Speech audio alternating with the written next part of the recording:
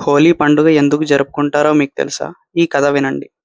ఒకప్పుడు హిరణ్యకశ్యపుడనే ఒక రాక్షసుడు ఉండేవాడు. అతనికి విష్ణుమూర్తి అంటే అస్సలిష్టం లేదు. విష్ణుమూర్తిని పూజించే వాళ్ళందరినీ చంపేస్తూ ఉంటాడు. తన కొడుకు ప్రహ్లాదుడు విష్ణుమూర్తినే పూజించేవాడు. తన కొడుకైన ప్రహ్లాదుడిని చంపడానికి ఎన్నో విధాలుగా ప్రయత్నిస్తాడు. విషం పెడతాడు, పర్వతం నుంచి తోసేస్తాడు, అలా ఎన్నో. ఇంకా ఏమీ చేయలేక తన చెల్లెల్ని సహాయం అడుగుతాడు చంపడానికి. హిరణ్యుడి చెల్లి పేరు హోలిక. మంటల్లో కాల్చేద్దామని సలహా ఇస్తుంది. హోలిక ప్రహ్లాదుడిని గట్టిగా పట్టుకొని ఆ మంటల్లో అలానే కూర్చుంటుంది. విష్ణుమూర్తి అండ వల్ల ప్రహ్లాదుడికేం కాదు. కానీ హోలిక కాలిపై బూడిదైపోతుంది.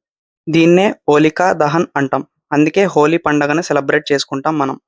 హోలీ పండగను ఇంకో విషయం వల్ల కూడా సెలబ్రేట్ చేసుకుంటాం. అదే మన రాధాకృష్ణులు ఒకరికొకరు రంగులు పూసుకుంటూ ఆనందాన్ని పంచుకోవడం కోసం ఈ హోలీ పండుగను జరుపుకుంటాం.